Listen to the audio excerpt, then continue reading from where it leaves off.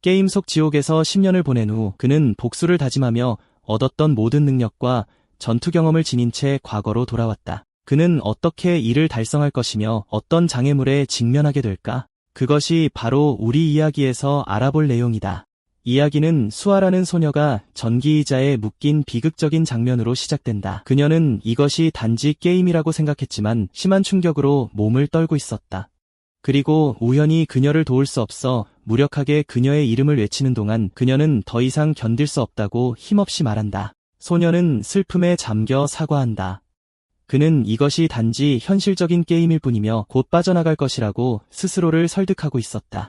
그래서 그는 일어나는 일을 거부하며 비명을 지르며 간절히 그녀에게 손을 뻗는다. 하지만 다른 묶인 사람이 그에게 자신의 끝이 왔음을 깨달았다고 말한다. 그는 고통스러운 비명 속에서 숨을 거두기 전 그에게 생존의 필요성에 대해 조언한다.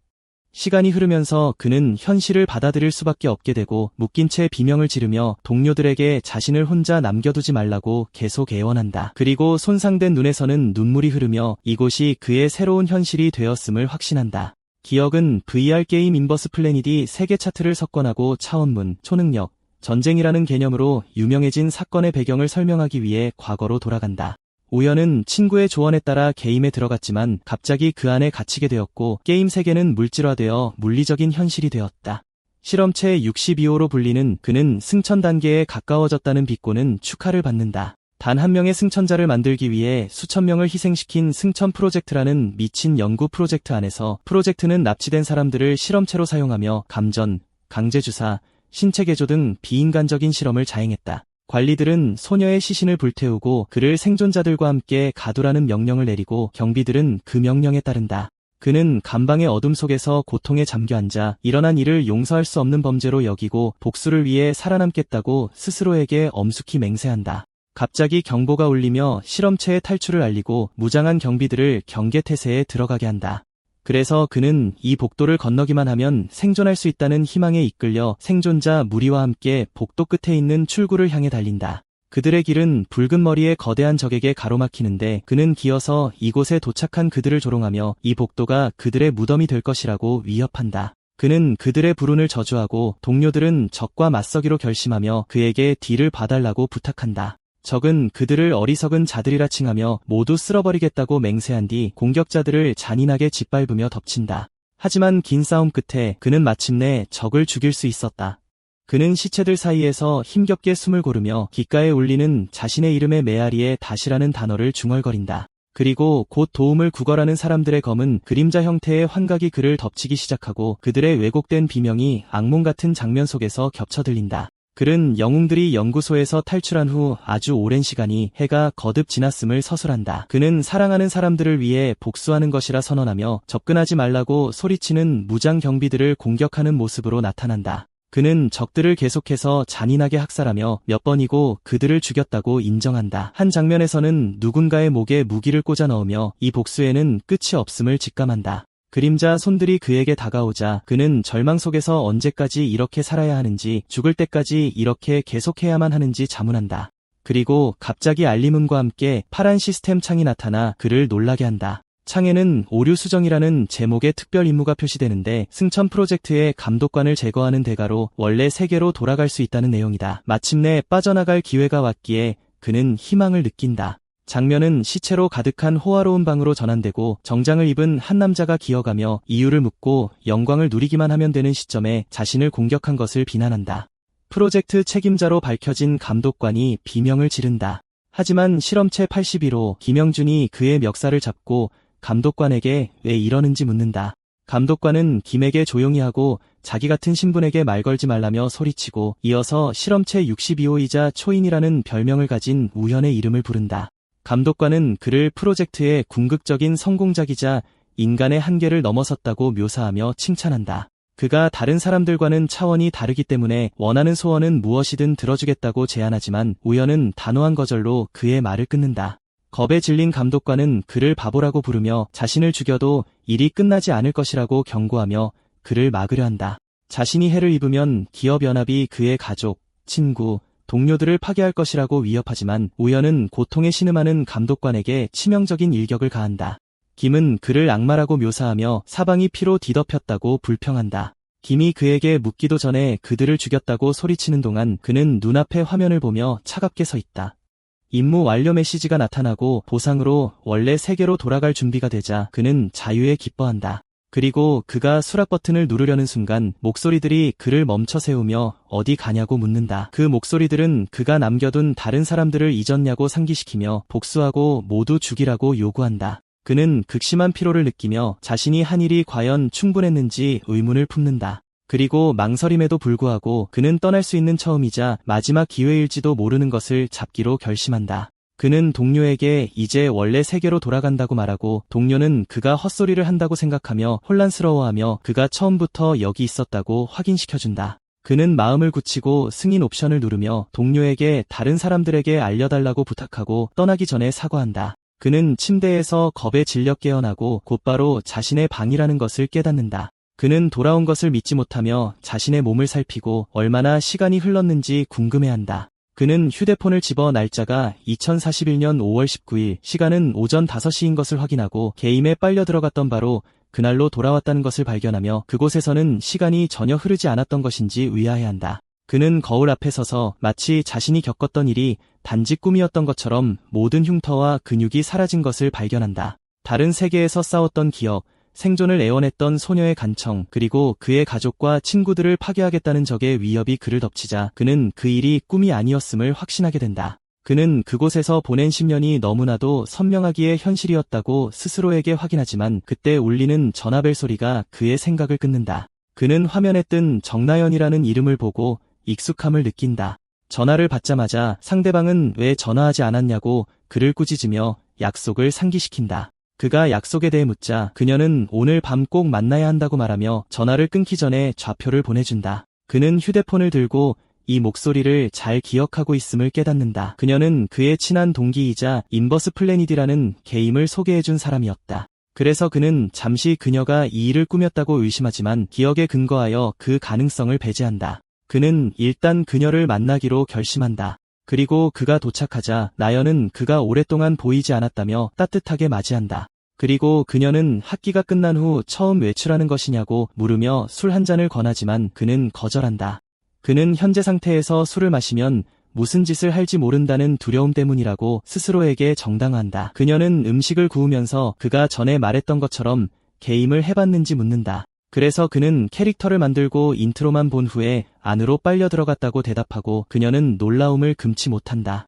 그녀는 그렇게 하면 전혀 플레이한 게 아니라고 비꼬며 웃는다. 그녀의 추천 때문에 10년간 지옥을 겪었던 것을 기억하며 그의 안에서 분노가 끓어오르고 그는 주먹을 꽉 쥔다. 그녀가 그의 체격이 자기 채널에서 화제가 되었을 것이라며 정기적으로 자신의 라이브 스트리밍에 출연하기로 약속했다고 상기시키는 동안 그는 그녀가 스트리머로서 오직 자신의 채널을 위해 게임을 하라고 고집했다는 것을 깨닫는다. 그리고 그가 정말로 그녀에게 그렇게 약속했는지 의심스럽지만 그는 이 만남이 현실로의 복귀를 실감나는 진실처럼 느끼게 해준다고 생각한다. 그는 컴퓨터 앞에 앉아 게임 개발사를 검색하고 회사가 플래닛어스이며 미국 실리콘밸리에 본사를 두고 있다는 것을 알게 된다. 그는 본사에 가도 아무것도 바뀌지 않을 것이라는 사실을 슬픔 속에 깨닫는다. 만약 그들의 게임 때문에 다른 세계에 떨어졌다고 말한다면 그들은 의심의 여지 없이 그를 미쳤다고 비난할 것이기 때문이다. 그는 미지의 위험과 예상치 못한 결과를 두려워하며 게임에 접속하는 것을 망설이고 그 지옥에서 살아남은 것을 기뻐하는 대신 자신이 무엇을 하고 있는지 그 의미에 대해 의문을 품으며 화면 앞에서 한숨을 쉰다.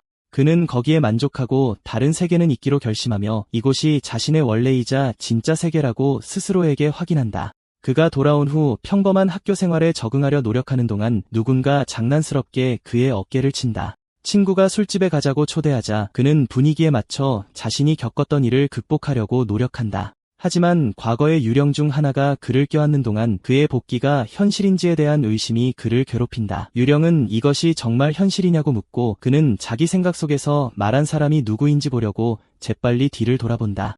시간이 흐르면서 상황은 불안하게 정상 궤도를 벗어나기 시작한다. 잔인한 복수를 요구하고 이 조용한 곳에 속하지 않는다고 상기시키는 목소리들이 환각 속에서 그를 쫓는다. 갑자기 그는 복도 한가운데서 테이블을 격렬하게 치고 주변 사람들은 공황에 빠지며 그의 정당화될 수 없는 행동에 경악한다. 우연히 복도에서 거칠게 숨을 몰아쉬고 있을 때 동료 중 한 명이 그의 이름을 부르며 걱정스럽게 그의 상태를 묻고 어깨를 잡지만 그는 그 순간 그를 자신을 공격하는 적으로 본다. 그는 마치 단검을 뽑아 친구를 공격하며 찌르고 자신을 방어할 준비를 하는 것처럼 상상하지만 동료가 겁에 질려 뭐 하는 거냐고 묻자 멈춘다. 그는 놀랐다고 변명하며 사과한다. 그의 동료는 사람들이 최근 그의 이상한 행동에 대해 조심스럽게 이야기하고 있다고 말해준다. 그가 벤치에 홀로 앉아있는 동안 과거의 유령 중 하나가 그를 부르고 그림자들이 그를 감싸며 잊지 말고 복수하라고 요구한다. 그는 그들에게 멈추고 자신을 내버려 두라고 애원한다. 나연은 그의 이름은 소리쳐 백일몽과 악몽에서 깨우고 그의 창백한 얼굴과 계속되는 산만함의 이유를 걱정스럽게 묻는다. 그는 평온한 척 미소 지으며 괜찮으니 걱정할 필요 없다고 말한다. 그래서 그녀는 무슨 일이 생기면 누나로서 도와주겠다고 제안하고 그는 그녀의 제안을 받아들인다. 그녀는 떠나기로 한다. 그리고 그녀가 그를 격려하는 동안 그는 마음속 깊이 그 유령들을 이 세계로 데려온 것이 바로 자신이라는 것을 깨닫는다. 그는 그 영혼들이 만족할 때까지 이 일이 끝나지 않을 것이며 이 상황이 계속된다면 이 세계는 그가 탈출한 다른 지옥과 다르지 않을 것이라고 확신하게 된다. 그는 이번에야말로 이 일을 근본적으로 끝내기 위해 돌아가기로 결심하고 캡슐에 들어간다. 모든 것에 결정적인 끝을 맺기로 결심하고 게임에 접속하자 인버스 플래닛에 오신 것을 환영합니다라는 메시지가 나타나고 그는 익숙한 장소에 있는 자신을 발견한다. 그는 자신이 연구소의 대기실로 돌아왔고 다시 게임 세계에 들어왔다는 사실을 놀라움 속에 깨닫는다. 그는 그렇게 하겠다는 굳은 결심에도 불구하고 그 지옥 같은 세계로 돌아갈 수 없었는지 혼란스러워하며 자신이 충족시키지 못한 다른 조건이 있을 가능성에 대해 생각한다. 캐릭터 외형을 확인하라는 창이 나타나자 그는 일단 게임의 튜토리얼 단계를 진행하기로 결정한다. 그것이 끝나면 다른 세계로 돌아갈 방법이 될 수 있다고 믿기 때문이다. 그는 다른 세계에서 어떤 도움도 없이 높은 효율로 싸웠다는 이유로 먼저 설정을 조정하여 전투 보조 비율을 0%로 변경한다.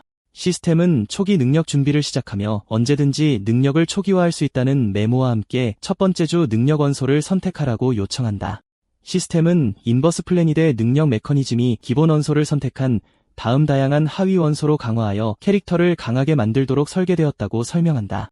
기본에서 가지로 이어지는 이 통합 구조를 빌드라고 한다. 그리고 사용 가능한 원소의 수가 엄청나게 많기 때문에 프로리그에는 오직 이 빌드 연구에만 전념하는 사람들이 있다. 그는 모든 선택지 중에서 이전에 자신에게 초인이라는 칭호를 안겨준 특정 원소를 선택한다. 누군가 확성기를 통해 그를 실험체 48호라고 부르며 그가 마지막 실험에서 깨어났고 일주일이 지났다고 설명한다. 그는 게임이 깨어나기 전에 고문 과정을 보여주지 않는다는 것을 깨닫고 게임 안에서 그런 경험을 하고 싶은 사람은 아무도 없을 것이라고 인정한다. 시스템은 즉시 다음 실험의 시작을 알리고 그에게 들어가라고 명령한다.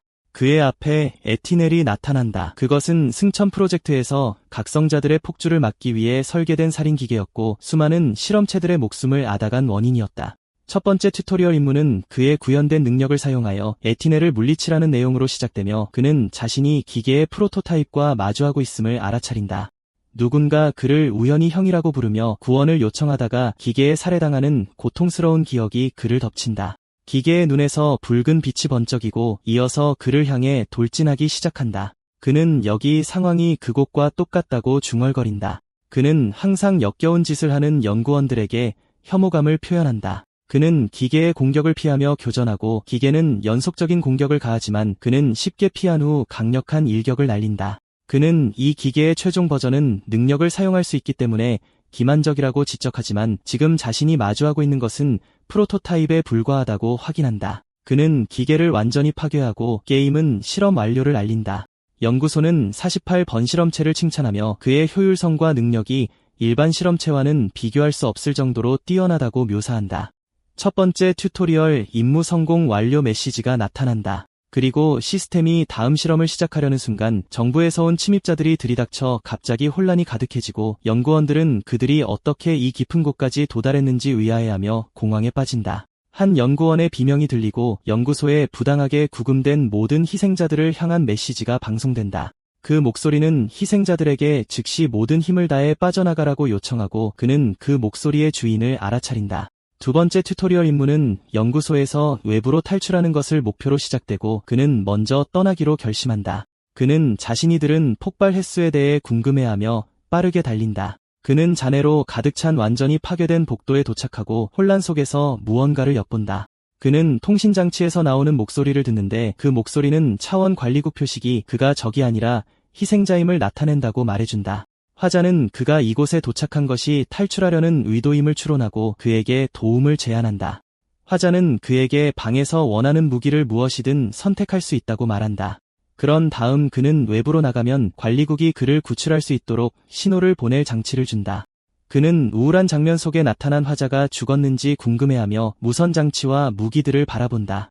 쇠지렛대를 들고 있는 동안 그는 이것이 단지 게임의 사건 진행에 필요한 영화적 장면일 뿐임을 깨닫는다. 그럼에도 불구하고 이 상황에서 그는 더러운 기분을 느낀다. 장면은 프로게임 콘텐츠 크리에이터인 강소일에게로 전환된다. 그녀는 완벽주의자로서의 자존심이 상해 유명 게임 인버스 플래닛을 플레이해야 하는 것에 괴로워하며 한숨을 쉰다. 라이브 채팅의 팔로워들은 그녀의 불평을 조롱하며 이것이 그들 스스로 결정한 벌칙임을 상기시킨다. 소일은 자신이 항상 팔로워들과의 약속을 지키는 여자라고 단언한다. 그리고 팔로워들이 이전의 게임 선택과 관련하여 그녀가 거짓말을 했다고 비난함에도 불구하고 그녀는 가짜 미소를 지으며 벌칙 수행, 즉 게임 체험을 시작한다고 발표한다. 그녀는 기본 외형을 바꾸지 않고 멋져 보인다는 이유로 불능력을 선택하여 캐릭터를 생성한다. 전투 보조 설정에 도달하자 시스템은 기본 비율이 50%이며 이는 움직임을 돕고 자세를 교정하기 위함이라고 알려준다. 팔로워들은 그녀에게 비율을 0%로 설정하라고 도전하며 그녀의 두려움을 조롱하고 그러자 보조 없이 튜토리얼 단계를 완료하면 50만 1원의 보상을 제공하는 미션 메시지가 나타난다. 그녀는 보조 없이 플레이하는 플레이어의 비율이 거의 0%에 가깝다는 것을 깨닫는다.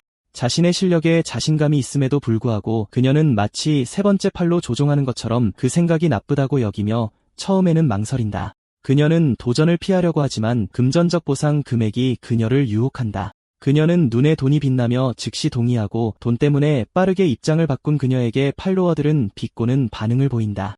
그녀는 훈련이 끝날 때까지 보조 없이 플레이하겠다고 열정적으로 선언한다. 팔로워들은 그녀가 그렇게 할 수 있을지에 대한 우려와 의심을 표한다. 그들은 그녀가 이전에 시작하자마자 에티넬에게 2분 만에 죽었다는 사실을 상기시키고 그녀는 게임이 설명도 없이 플레이어를 전투에 던져 넣는다고 불평한다. 팔로워들은 2분 버틴 것도 대단하지만 능력 하나만으로 보조 없이 그 기계와 싸우는 것은 거의 불가능하다고 인정한다. 게임 안에서 그녀는 무전기와 무기를 얻은 후에 탈출하기만 하면 된다고 생각한다. 그녀는 4명의 플레이어가 필요한 연구소 탈출 임무를 위한 팀 자동 검색이 시작되자 놀란다. 그녀는 팀원들의 도움으로 임무를 통과하며 버스를 타기를 희망하지만 팔로워들은 그녀를 조롱한다. 팀 검색이 실패하자 시스템은 확장 검색을 시작한다. 팔로워들은 매칭이 동일한 보조 비율을 가진 플레이어들과만 이루어진다고 설명한다. 즉, 그녀의 파트너들은 그녀처럼 보조 없이 플레이하는 미치광이들이 될 것이다. 그녀는 자신의 곤경을 깨닫고 팀을 이끌어야 할까 봐 두려워하며 임무를 취소할까 생각한다. 갑자기 매칭이 성공하고 그녀는 필사적인 취소 시도에도 불구하고 이미 진행 중인 임무에 참여하게 된다. 그녀는 끝장났다고 비명을 지르지만 갑자기 그 장소에 있는 자신을 발견한다. 그녀는 복도에 멍하니 서서 파괴된 로봇들의 잔해와 거기서 튀는 불꽃을 보며 무슨 일이 일어났는지 궁금해한다. 그녀와 팔로워들은 경악에 휩싸인다. 모두가 이 일이 농담을 넘어섰다고 생각하며 무슨 일이 일어나고 있는지 믿지 못한다. 그들은 이것이 진짜인지 그리고 어떤 보조도 없이 튜토리얼 단계를 진행하는 플레이어가 있다는 사실에 대해 진지하게 의문을 제기하며 어떤 프로도 이런 식으로 할 수 없기 때문에 그가 부계정을 사용하는 프로가 아닌지 의심한다. 팔로워들은 그가 보조 없이 그리고 어떤 총기도 사용하지 않고 수많은 에티넬 기계를 제거했다는 사실을 놀라움 속에 알아차린다. 그녀는 완벽한 캐리를 찾았음을 깨닫는다. 팀을 보호하고 승리로 이끌어줄 사람을. 그래서 그녀는 즉시 그를 찾아 나서기로 결심한다. 우현은 무기와 몸에서 피를 뚝뚝 흘리며 어두운 복도 한가운데에 나타난다. 소일은 그의 주의를 끌기 위해 극도의 조심성으로 그에게 다가간다. 그는 그녀가 적이라고 생각하고 갑자기 그녀에게 돌아서서 공격한다. 그래서 그녀는 목숨을 살려달라고 애원하며 비명을 지른다.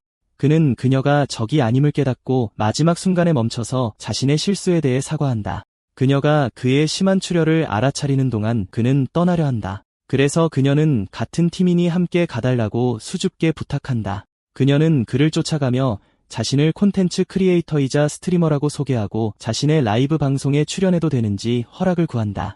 그녀는 프라이버시 모드가 활성화되어 있어 그의 얼굴은 가려질 것이라고 안심시키지만 그가 갑자기 멈춰서자 그녀는 걱정한다. 갑자기 사이렌이 울리며 실험체의 탈출을 알리고 그를 즉시 사살하고 생포할 필요 없다는 명령이 내려진다. 소일은 튜토리얼 단계의 난이도가 이렇게 높아지는 이유를 물으며 겁에 질린다. 그녀는 그를 팀리더로 여기며 괜찮은지 묻는다. 그는 능숙하게 쇠사슬을 휘두르는 모습으로 나타난다. 그는 경비들과 총잡이들에게 달려들어 그들을 학살하고 팔로워들은 놀라움 속에서 그에게 낫과 사슬의 기재라는 칭호를 붙여준다. 소일은 은신처에서 자신이 보는 것을 믿지 못하며 그 장면을 지켜보고 팔로워들도 그녀의 말에 동의하며 어떻게 이런 무기를 시스템 보조 없이 사용할 수 있는지 궁금해한다. 팔로워들은 그의 눈 색깔이 흰색으로 변하는 것을 보고 그의 능력을 분석하기 시작하며 바람이나 염력일 것이라고 추측한다. 그들 중 한 명은 신체 능력을 향상시키고 눈 색깔을 바꾸는 유일한 기본 원소는 절대 개체라고 추론한다. 팔로워들은 플레이어가 다른 능력을 사용하지 못하게 하는 쓰레기 능력으로 간주되기 때문에 그의 선택에 놀라며 이 선택을 조롱한다. 절대 개체 능력은 게임의 다양한 기본 능력 중 하나로 신체 능력과 스킬 저항력을 엄청나게 증가시키지만 그 대가로 플레이어 자신이 능력을 사용하지 못하게 한다는 설명이 이어진다. 게임 커뮤니티는 이 능력은 완전히 피해야 한다고 단언하며 이 능력을 가진 플레이어가 포함된 팀은 떠나라고 조언한다. 소일은 능력에 의존하는 게임에서 능력을 막는 능력을 선택한 것에 놀라고 팔로워들은 흰눈이 그것을 사용하고 있음을 확인시켜준다고 지적하며 능력 없이 싸우는 것이 가능한지 의문을 제기한다. 일부는 신체 강화가 기술적 보조 없는 싸움에서 유용할 수 있다고 제안하지만 그들은 여전히 레벨 1인 상태에서 어떻게 이 기술로 움직일 수 있는지 놀라워하며 궁금해한다. 우현은 사슬과 나드로 계속해서 적들을 찢어발긴다. 그의 정체에 대한 의문 속에서 그는 적들의 시체 위에 서 있고 머릿속에서는 이것만으로는 부족하다는 목소리가 울려 퍼진다.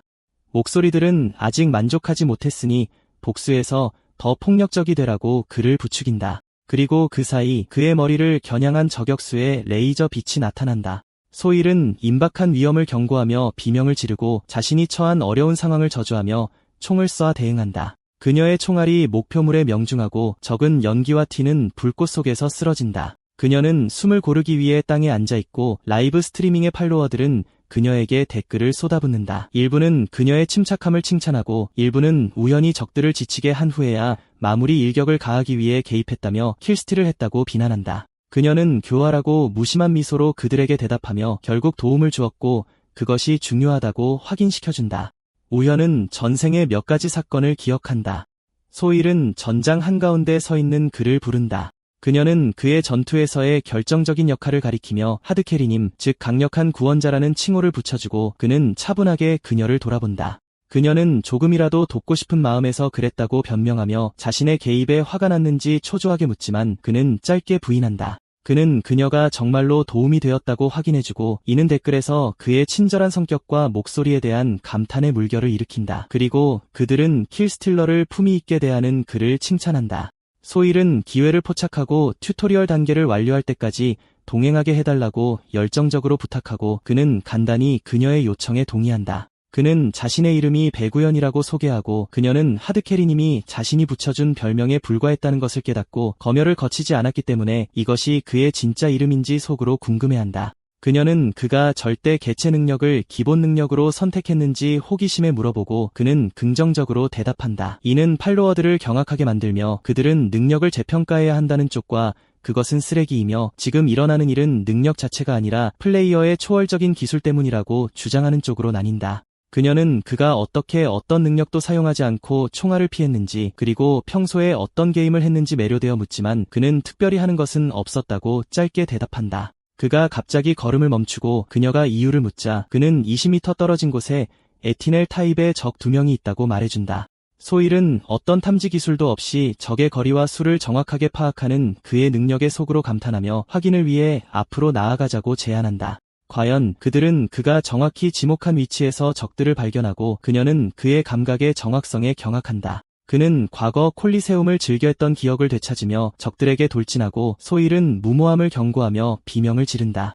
그는 놀라운 기술로 거대한 기계의 공격을 피하는 모습으로 나타난다. 게임에 깊이 빠져있던 시절을 기억하며 그는 적에게 파괴적인 일격을 가하고 속으로 자신이 그 게임의 랭커였음을 밝힌다. 그가 기계를 완전히 파괴하자 팔로워들은 댓글창에서 열광하며 어떤 시스템 보정 없이도 에티네를 너무나 쉽게 물리치는 그의 능력을 칭찬하고 이것이 콜리세움 랭커들의 진정한 수준이라고 결론짓는다. 소일은 무지하게 콜리세움에서 랭커가 되는 것이 대단한 일이냐고 묻는다. 팔로워들은 그녀의 무지를 조롱하며 그곳의 랭커들은 프로가 되라는 제의를 받았고 전설적인 프로 선수 버틀러도 그들 중 한 명이었다고 설명한다. 그녀는 버틀러라는 이름을 듣고 충격에 소리치며 그가 프로페셔널 인버스 플래닛 아레나에서 가장 저명한 선수라는 것을 깨닫는다. 시청자들은 그가 랭커였을 때 버틀러와 맞붙었는지 둘이 대결하면 누가 이길지 궁금해하지만 그가 움직이라고 명령하며 질문을 끊자 그녀는 즉시 그를 따라간다. 그들은 튜토리얼 스테이지의 마지막 미션 게이트에 도착하고 그곳에서 연구소 보안 책임자가 스테이지 보스로 나타나 이곳까지 온 것을 비웃는다. 빨간 머리에 첨단 기술 안경을 쓴 보스는 이곳이 그들의 무덤이 될 것이라고 위협한다. 보스는 위협적인 어조로 곧 죽은 동료들 곁으로 가게 될 것이라고 덧붙인다.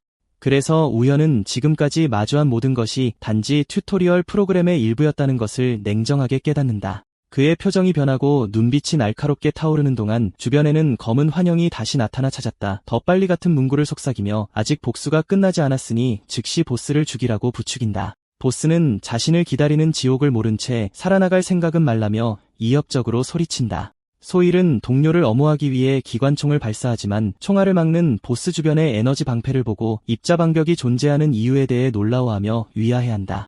채팅창의 시청자들은 그녀의 무지를 비웃으며 보안 책임자는 각성자이므로 보스로서 이런 능력을 갖는 것은 당연하다고 설명하고 총알만으로 전투를 해결하려는 그녀의 시도를 조롱한다. 그럼에도 불구하고 그녀는 자신의 위치에서 화력 지원을 하겠다고 그에게 소리치고 시청자들은 상황을 구하기 위해 그에게 전적으로 의존하는 그녀의 빠른 태세 전환을 비꼬는 댓글을 단다. 우연은 거대한 보스의 공격을 능숙하게 피하고 보스는 일어나는 일을 그저 게임으로 여기며 비웃는다. 보스는 격렬하게 공격하고 붉은 불꽃이 튀며 과거의 망령들을 조금이라도 만족시키기 위해 상대를 갈기갈기 찢어버리고 싶다는 욕망을 드러낸다.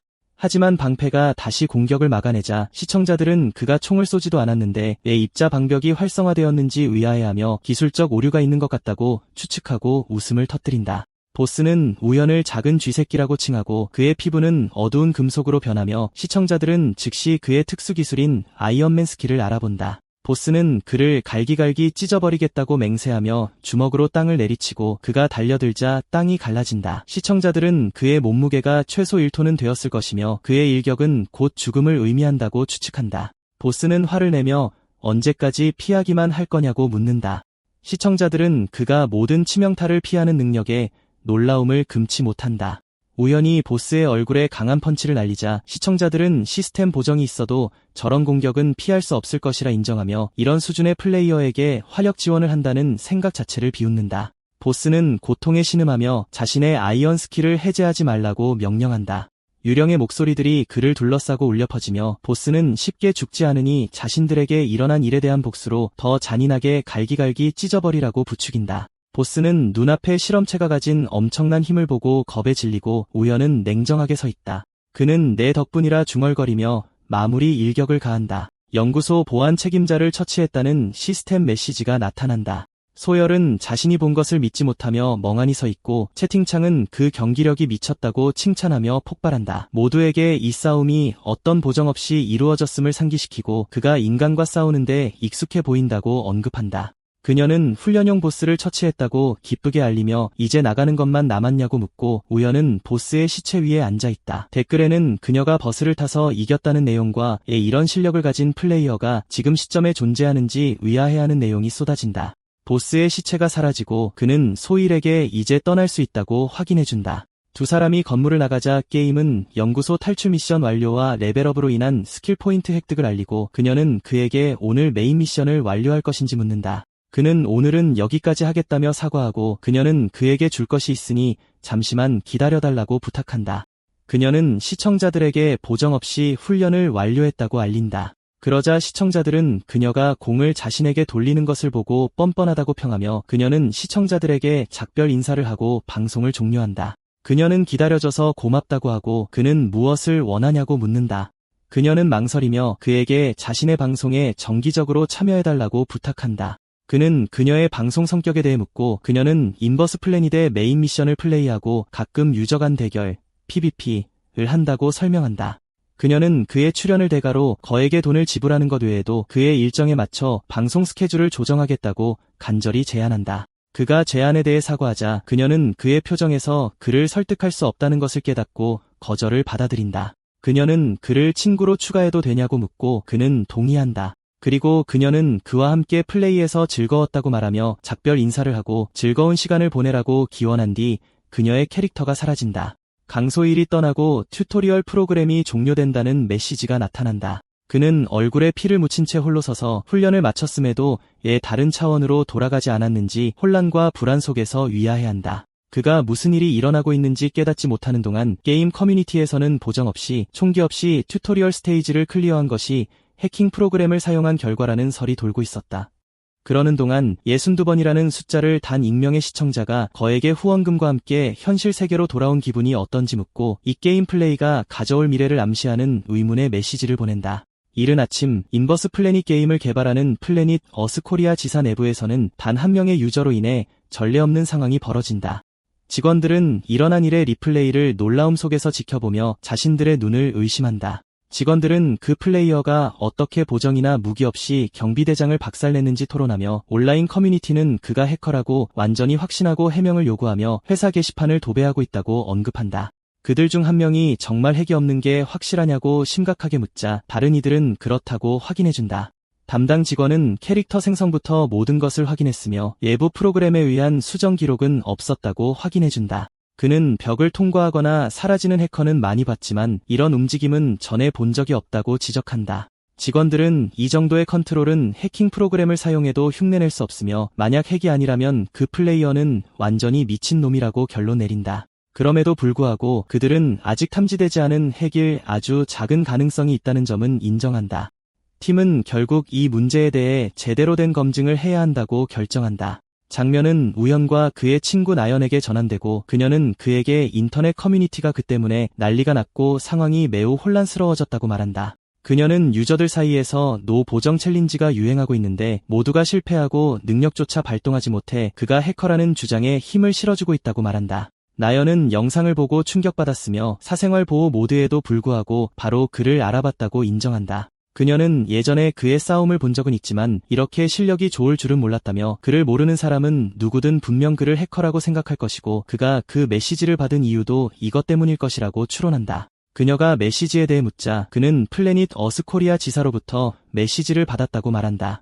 나연은 회사가 그가 해킹 프로그램을 사용하는지 아닌지 검증하고 싶어 한다고 설명한다. 그는 스트리머 강소일의 생방송을 통해 그에게 온 연락을 달라는 메시지를 그녀에게 보여준다. 그녀는 게임 회사가 직접 핵 검증에 나서는 것은 엄청난 인파를 끌어모을 것이라며 그가 동의할 것인지 묻는다. 그는 이것이 개발자들과 소통할 유일한 기회이며 만약 고위급 인사가 나타난다면 다른 세계에 대한 단서를 얻을 수도 있을 것이라 생각하며 고민한다. 그는 이전의 망설임에도 불구하고 그렇게 하기로 결정했다고 친구에게 말하고 그녀는 그의 결정을 칭찬한다. 그녀는 계속 게임을 할 생각이라면 누명을 벗어야 모두가 그를 해커라고 부르지 않을 것이라고 조언하지만 그는 얼굴이 나오지 않아 아무도 자신을 알아보지 못할 것이라며 무관심한 태도를 보인다.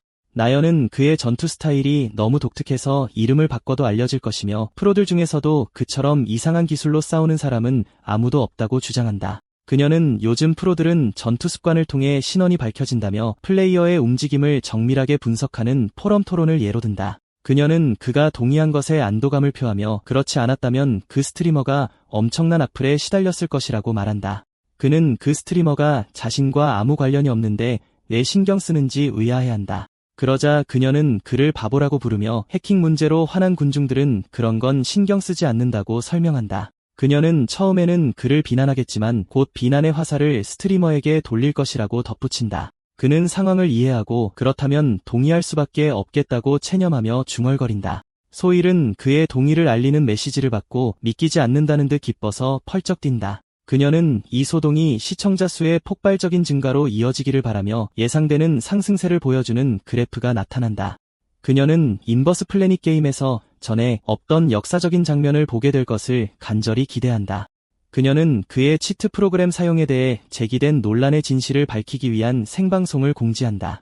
나흘이 지나고 우연은 방송을 준비하며 새 옷을 입고 게임 안에 서 있다. 소열은 만나자마자 그를 따뜻하게 환영한다. 그는 그녀가 자신의 움직임을 가까이서 봤음에도 자신을 의심하지 않는다는 것을 알아차리고 그녀는 사람들이 제시하는 증거가 빈약하다고 인정한다. 그녀는 그의 광기 어린 살인기 같은 눈빛 때문에 치팅이라는 생각을 할 수 없었다며 단지 직감이라고 정당화했고 그는 조용히 받아들인다. 그녀는 준비가 되면 방송을 시작하자고 하고 그는 동의한다. 그녀는 방송을 시작하며 오랫동안 기다려준 많은 시청자를 환영하고 해명을 요구하거나 치팅을 비난하거나 조롱하는 등 상반된 댓글이 쏟아진다. 그녀는 시작하자마자 시청자 수가 1만 명에 도달한 것에 놀라며 게스트인 우연을 다시 소개한다. 그가 자기소개를 하자 그에 대한 공격과 조롱으로 댓글이 불타오르고 그녀는 예의를 지키지 않으면 채팅창을 닫겠다고 이업할 수밖에 없었다. 그녀는 실제 검증이 시작되기 전에 논란에 대한 그의 의견을 묻는다. 그는 이 문제가 우습다고 차갑게 대답하고 이는 그의 오만함을 조롱하는 댓글 작성자들을 자극한다. 한 시청자가 어떻게 해명할 것인지 묻자 그녀는 검증을 위해 특별한 손님을 초대했다고 답한다. 정장을 입은 한 남자가 만남의 장에 나타난다. 그 남자는 자신을 플래닛 어스 코리아 지사의 운영 1팀장 박겸현이라고 소개하고 머리 위에는 GM 칭호를 달고 있어 시청자들의 놀라움을 자아내고 상황의 심각성을 확인시켜준다. 우연은 이 사람이 고위 관계자이며 다른 세계에 대해 무언가 알고 있을지도 모른다고 깨닫고 검증이 끝난 후 그에게 물어보기로 결심한다. 관계자는 소일과 그에게 참석해줘서 고맙다고 말한다. 관계자는 속으로 그가 겉보기에는 평범해 보인다고 생각한다. 관계자는 그들에게 검증구역으로 이동해달라고 요청한다. 그들은 개인용 고급 훈련실에 도착하는데 그가 다른 세계에서는 본 적이 없는 곳이었다. 관계자는 검증이 외부에 도움이 없는지 확인하기 위해 여러 전투를 모니터링하는 방식으로 진행될 것이라고 설명한다. 그는 절차에 동의한다. 그는 싸울 준비를 한다. 거대한 훈련용 로봇이 나타나고 시청자들은 그것이 에티넬의 중형 버전임을 알아보고 그가 현재 능력으로 그것을 이길 수 있을지 궁금해한다. 전투 유형은 중형 로봇과의 사투로 선택되고 소일은 걱정스러운 표정을 짓지만 그는 그녀에게 자신을 믿으라고 말한다. 그는 사투를 벌여야 하는 상황을 비웃으며 웃는다. 관계자는 그가 있던 자리에서 사라진 것을 보고 놀란다. 그는 로봇을 향해 돌진하여 산산조각 내기 시작했고 그동안 관계자는 교전 규칙을 설명하려 하고 있었다. 시청자들은 채팅창에서 그가 지금 맨손으로 중급 에티넬을 부수고 있는 것인지 놀라워하며 이 로봇은 망치로도 잘 부서지지 않는 것으로 유명하다고 지적한다. 다른 이들은 이 폭력적인 장면에 로봇에 대한 두려움과 연민을 표한다. 그가 로봇의 머리를 잔인하게 뜯어내는 모습이 나타나자 외부 프로그램에 개입이 감지되지 않았다는 시스템 메시지가 뜨고 관계자는 그가 미친놈이라고 중얼거린다. 관계자는 자신이 본 것이 절대 해길 수 없다고 속으로 확신한다. 그는 땅에 발을 구르며 시험을 마쳤다고 선언한다. 박 관계자는 이전 전투에서 외부 프로그램 사용은 감지되지 않았지만 최종 판단을 내리기에는 검증 시간이 너무 짧았다고 지적한다. 박 관계자는 그에게 자신들이 지시하는 특정 방식에 따라 싸워달라고 요청하고 그는 즉시 동의한다. 시청자들은 이 절차가 그가 자동 전투핵을 사용하는지 확인하기 위한 것임을 깨닫는다. 자동 전투 프로그램은 소프트웨어를 통해 캐릭터를 제어하며 사용자가 원하는 정밀한 스타일로 싸울 수 없다고 설명된다. 따라서 이기는 방법을 미리 정하고 그것을 지키는 것은 해킹이 없음을 증명한다. 관계자는 그에게 감사하며 이번에는 체인시클만을 사용하여 중급훈련 로봇 세대의 머리를 잘라달라고 요청하고 그는 임무를 이해했음을 보여준다. 관계자는 이 조건이 플레이어에게 압도적으로 불리해야 한다고 생각하며 도대체 무슨 일이 일어나고 있는지 속으로 의아해한다. 하지만 그는 그가 전혀 질 것 같다는 기색을 보이지 않는 것을 보고 놀란다. 전투는 번개 같은 속도로 시작된다. 그는 높은 숙련도로 낫을 사용한다. 그는 임무를 정확하게 완수한 후 잔해 속에서 서 있다. 소열은 이전에 자신이 헛것을 본 게 아니었다고 확인하며 열광적으로 환호하고 시청자들에게 체인시클이 마치 살아있는 생물처럼 움직였다고 지적한다. 시청자들은 방금 본 것에 놀라워한다. 어떤 이들은 낫이 사기적인 무기처럼 보인다고 댓글을 달고 다른 이들은 무기가 아니라 사람이 사기라며 특히 체인시클은 보통 근접 찌르기용으로만 사용된다고 답한다. 관계자는 이 정도의 컨트롤은 핵으로도 흉내낼 수 없으며 만약 해커가 아니라면 그는 완전히 미친 놈이라고 인정하며 자신이 본 것에 경악하여 서 있다. 게임 관리자로서 관계자의 지식욕은 더욱 커지고 그는 우연히 단 하나의 기본 요소만 가지고 고급 훈련 로봇을 정말로 이길 수 있는지 궁금해한다. 관계자는 지적 욕심에서 마지막 테스트를 실시하기로 결정한다. 새롭고 거대하며 무시무시한 로봇이 경기장에 나타난다. 시청자들은 저런 것을 꺼내든 것에 충격을 받고 관계자가 선을 넘었으며 유혈 사태를 원한다고 여긴다. 만약 그가 이긴다면 그는 국가공인 핵급 인간으로 인정받을 것이라고 말한다. 새로운 로봇은 고급 훈련 로봇 후기형 에델로 소개된다. 그는 고급 로봇과 시선을 교환한다. 로봇 에델의 얼굴에 무서운 미소가 나타나자 그의 분노를 유발한다. 격렬한 충돌이 시작되고 로봇이 강력한 일격을 날리자 그는 힘겹게 피한다. 전투는 치열하게 계속되고 그는 놀라운 회피 기술을 보여준다. 그는 이 상대가 중급과는 완전히 다른 수준이며 지금 한 대라도 맞으면 치명적일 것이라는 것을 깨닫는다. 그는 로봇의 물리적 강인함이 완전히 다른 차원에 있으며 자신의 공격이 전혀 통하지 않는다는 것을 알아차린다.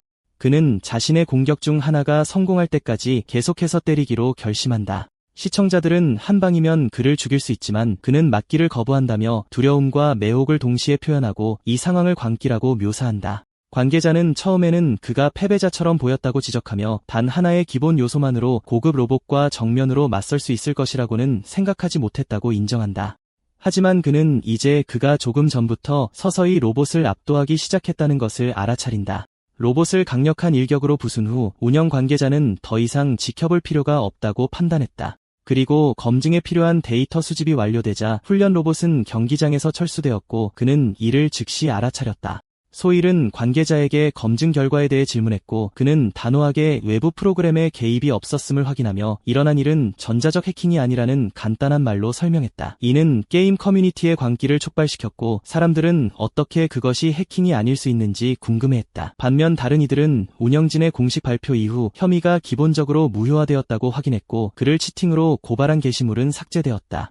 소일은 승리감에 찬 어조로 시청자들에게 자신이 치팅이 없다고 말했음을 상기시키며 이제 공식 발표를 반박할 수 없는 회의론자들을 조롱했다. 그리고 어그로꾼들이 물러나는 동안 몇몇은 그의 과도한 열정을 보고 그에게 힘이 너무 세서 핵처럼 보이는 피지컬 괴물이라는 별명을 붙여주었고 이 용어는 그의 감탄을 자아냈다. 다양한 채팅 분류 속에서 소일은 모두에게 그가 치팅을 하는 것이 아니라 그렇게 보이는 신체 능력을 가졌다는 것을 명확히 기억하라고 강조했다. 그리고 게스트들에게 마지막 소감을 물었고 그는 경험이 재미있었다고 말했으며 관계자는 그녀의 노고에 감사했다. 소일은 10만 명을 넘어선 시청자들에게 작별 인사를 하며 방송을 마쳤다. 시청자들은 이 단계에서 자원 파밍을 생각하는 그에게 놀란 사람들과 단지 그의 누명을 벗기 위한 방송이 끝난 것을 아쉬워하며 이 에피소드를 전설적이라고 평하는 사람들로 나뉘었다. 방송이 끝난 후 소일은 우연과 관계자 모두에게 출연을 수락해준 것에 감사했고 그에게는 특별히 더 감사를 표했다. 그러자 그는 별일 아니었다고 설명하며 간단히 고개를 숙여 답했다. 관계자는 그가 문제를 간단하다고 표현한 것을 비웃으며 미소를 짓고 떠나려 했지만 그가 갑자기 그를 멈춰 세웠다. 그는 관계자에게 돌아서서 물어보고 싶은 것이 있다고 말했다. 그러자 관계자는 기꺼이 대답할 의사를 보였다. 그는 그에게 게임 내 기술적 오류, 즉 버그를 겪어본 적이 있는지, 특히 글리치로 인해 플레이어가 나가거나 탈출하지 못하게 되는 경우에 대해 직접 물었다. 관계자는 그런 얘기를 들어본 적이 없다고 부인하며 만약 이런 치명적인 오류가 존재했다면 게임이 세계적으로 성공하지 못했을 것이라고 암시했고 그는 그의 대답을 이해하며 동의했다. 관계자는 이번에야말로 떠나기로 결심했고 소일은 이 긴장된 상황이 끝난 것에 안도하며 안도의 한숨을 내쉬었다. 그녀는 우연에게 돌아서서 그의 노력을 칭찬하고 방송 수익을 계산해서 나중에 연락하겠다고 말했다. 그리고 돈이 필요 없다는 그의 설명에도 불구하고 그는 그녀가 연락하는 것을 허락했다. 소일은 이렇게 글을 보내는 것이 눈앞에 황금 같은 콘텐츠 기회를 놓치는 큰 손실이라고 속으로 느꼈지만 다시 방송에 복구해달라고 부탁하기를 망설였다. 그녀는 오늘 그의 출연 허가를 받은 것이 단지 그의 누명을 벗기기 위한 것이었음을 깨닫고 마음속에 있던 말을 꺼내지 않았다. 그래서 그녀는 작별 인사를 하고 다음에 연락하겠다고 약속하는 것으로 만족했다. 우연은 다른 세계에 대해 기대했던 정보를 얻지 못해 실망하며 홀로 서 있었다. 그러는 동안 종나연에게서 방송이 끝난 것을 알고 전투 준비실에서 즉시 만나자는 메시지가 도착했다. 그녀는 극도의 열정으로 그를 맞이하며 방송 경험에 대해 묻고 커뮤니티 반응이 폭발적이고 미쳤다고 말했다. 그는 채팅을 보며 이야기하면서 플레이하는 스타일이 자신에게 맞지 않는다고 설명하며 경험에 대한 불호를 드러냈고 이는 나연을 약간 놀라게 했다. 그녀는 채팅에 신경 쓰지 않고 혼자 플레이한다고 상상하는 대안을 제안하며 그가 한번 시도해볼 수 있도록 모든 설정을 조정해주겠다고 했지만 그는 애초에 방송할 마음이 없었기 때문에 거절했다. 나연은 포기하지 않고 그에게 지금 유저간 대결, 즉 PVP를 해보라고 제안했다. PVP 시스템은 플레이어 간에 벌어지는 전투이며 PVE, 플레이어 대 환경과 함께 인버스 플래닛 콘텐츠의 두 주요 기둥 중 하나를 형성한다고 설명되었다. 그는 이것이 그녀가 자신을 부른 이유인지 궁금해했고 그녀는 이 시스템을 시도하지 않고 떠나는 것을 비난하며 그렇다고 확인해 주었다. 그는 게임이 자신에게 맞지 않고 특히 다른 세계로 돌아갈 가능성이 낮아 당분간 플레이할 계획이 없다며 회피하려 했다. 하지만 나연은 PVP가 게임의 핵심이며 단지 훈련만으로 판단해서는 안 된다고 단호하게 그의 말을 끊었다. 그는 그녀의 말을 생각하며 스토리 모드인 PVE가 자신이 살았던 다른 세계와 완전히 동일하다는 것을 깨달았다. 반면 PVP는 그가 전에 보지 못했던 것들로 가득 차 있고 그 안에서 다른 무언가를 발견할 수도 있었다.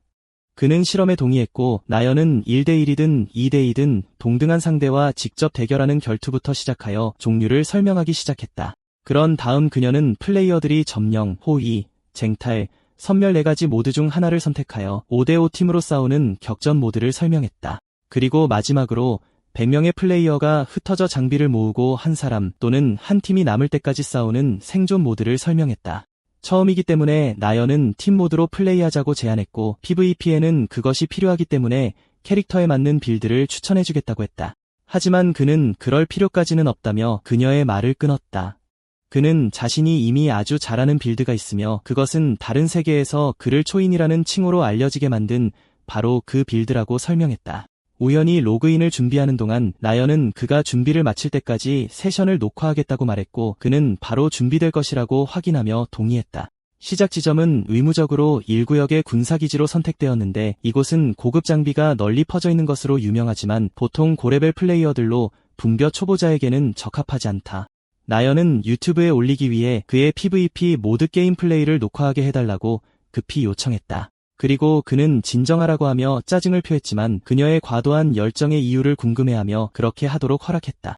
게임 시작까지 60초가 남았고 군사기지 선택을 확인하는 시스템 창이 나타나자 그는 로그인을 확인했다. 나연은 파트너에게 군대식 경례로 작별 인사를 하며 살아서 다시 만나기를 바란다고 말했다. 들어서자마자 그는 3층 로비에 있었고 눈앞에서 첫 번째 상대를 발견했다. 상대는 주변을 둘러보며 이곳의 장비와 자원이 매우 나쁘다고 불평하는 듯했다. 상대는 다른 곳으로 이동해야겠다고 결심했지만 우연히 뒤에서 기습 공격을 가했다.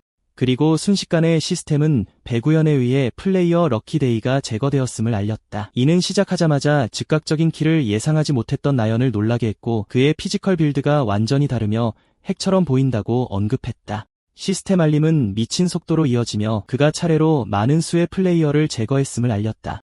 나연은 그가 도대체 뭘 하고 있는지 궁금해하며 놀라서 지켜보았다. 그는 슬라임 몬스터라는 이름의 플레이어를 제거하는 모습이 보였다. 그는 쓰러진 상대 위에 서서 더 이상 다른 플레이어의 존재가 느껴지지 않는 것을 알아차리고 이 상대가 그 지역의 마지막 생존자인지 궁금해했다.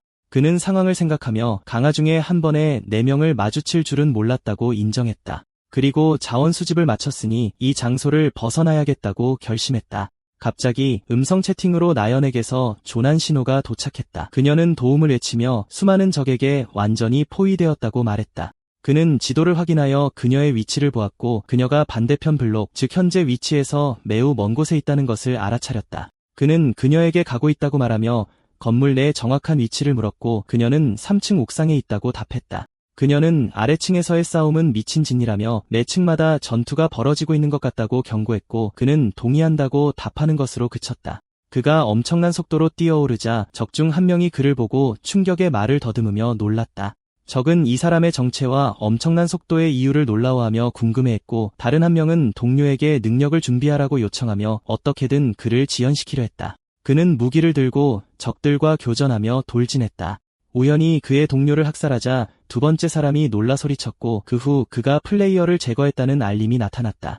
상대는 그의 스타일을 분석하며 그가 물리 타입이며 민첩성 빌드에 의존한다는 것을 깨달았다. 상대는 죽어라라고 외치며 맹렬하게 공격했고 파괴적인 어둠의 에너지를 그에게 방출했다. 우현은 멀리 뛰어 공격을 피했다. 상대는 그를 미친놈이라 부르며 욕했고 그는 마무리 일격을 가했다. 그는 침착함과 집중력을 유지하며 나연의 위치로 계속 달려갔고 시스템 메시지는 그가 상자눈 아기 티라노사우루스 치킨 사절을 제거했음을 알렸다. 그가 건물 앞에 도착했다고 알리자 나연은 그의 도착 속도에 감탄하며 도와주러 내려가야 할지 물었지만 그는 문을 열기 위해 손을 뻗으며 그녀에게 제자리에 있으라고 명령했다. 그는 문 뒤에 서서 자신을 향해 다가오는 발걸음 소리를 세며 4명 또는 5명의 것이라고 추측한다. 그리고 문이 열리자마자 그는 차가운 표정으로 나타났고 숨어있던 적은 즉시 단검을 사용하여 그를 공격하려 했다. 적은 살기를 내뿜으며 비명을 지르며 돌진했지만 그는 뛰어난 기술로 상대의 손목을 잡아 공격을 막아냈고 그 반응 속도를 이해하지 못한 공격자는 충격에 휩싸였다. 시스템 메시지가 나타나 배구연이 플레이어 하자르를 제거했음을 알렸고 그는 쓰러진 상대 위에 서서 이 일을 끝내려면 속도를 조금 더 높여야 한다는 것을 깨달았다. 부모님께 효도해라, 새우깡, 치과 치료 같은 이상한 닉네임이 플레이어들을 연달아 제거했다는 시스템 알림이 미친 속도로 이어졌고 그의 동료는 어떻게 그런 반복적인 속도로 그런 일이 일어났는지 놀라움과 충격 속에서 위아해했다. 나연은 그가 완전히 혼자서 모두를 압도하고 있다는 것을 깨달았고 갑자기 그가 아무 소리도 내지 않고 그녀 옆에 나타났다. 그래서 그녀는 비명을 지를 정도로 겁에 질려 그를 향해 공격을 날렸고 그는 가까스로 피하며 이렇게 갑자기 놀라게 한 것에 대해 그를 꾸짖었다. 그녀는 그가 바로 옆에 올 때까지 그의 존재를 눈치채지 못했다고 인정하며 이 속도라면 혼자서 14킬을 할지도 모른다고 놀라워했고 그는 애초에 자신이 올 필요가 있었는지 의아해했다. 그는 그녀에게 이미 건물 안의 적들을 소탕했는지 물었고 이어서 그녀가 들고 있는 전기톱에 대해 놀라며 물었다. 그러자 그녀는 천진난만한 미소로 근처에서 찾은 유일한 무기였다고 설명했다. 그녀는 이 게임은 지지 않을 것이라며 열정적으로 선언하고 남은 경기 동안 팀을 캐리하겠다고 다짐했지만 그는 비꼬는 듯한 회의적인 반응을 보였다.